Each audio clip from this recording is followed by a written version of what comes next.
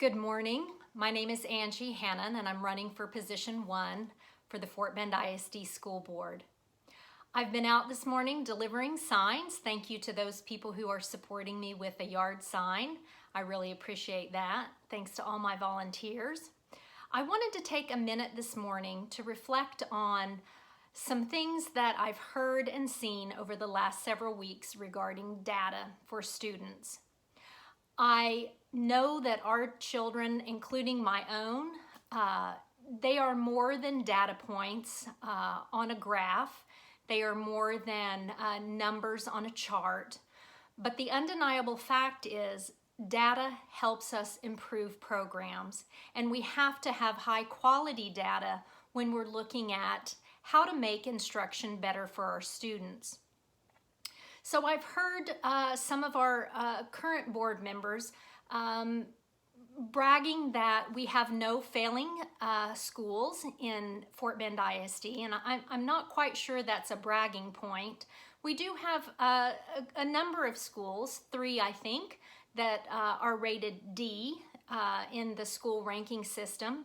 And we have several that in the student achievement category do have a failing grade. So data is important in those aspects, not to just simply look at the STAR results, but look at other data that surrounds those schools or those students that are not seeing the kind of success we hope for.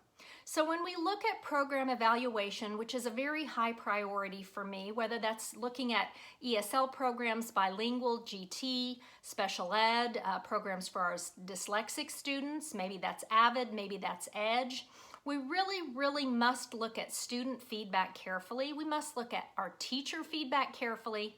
We have to make sure there are appropriate sample sizes in what we're looking at, and we really have to make sure we're collecting the right data.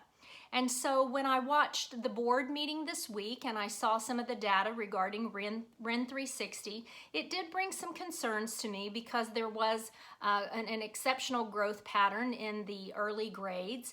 And that brings to mind that when we use assessments, we need to use them correctly based on how the assessment was normed.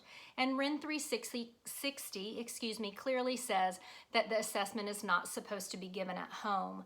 So I hope that we haven't jeopardized the longitudinal use of that assessment. I do believe that it does yield quality information for our students. But as a longtime educator and as a person with a lot of graduate hours devoted to learning about how to look at our students and improve instruction, I just wanted to share some of my thoughts with you this morning. So again, I know our students are far more than data. They're not numbers. They're not a one-day test on STAR. But when we look at programs, we have to look at that data. It's very important.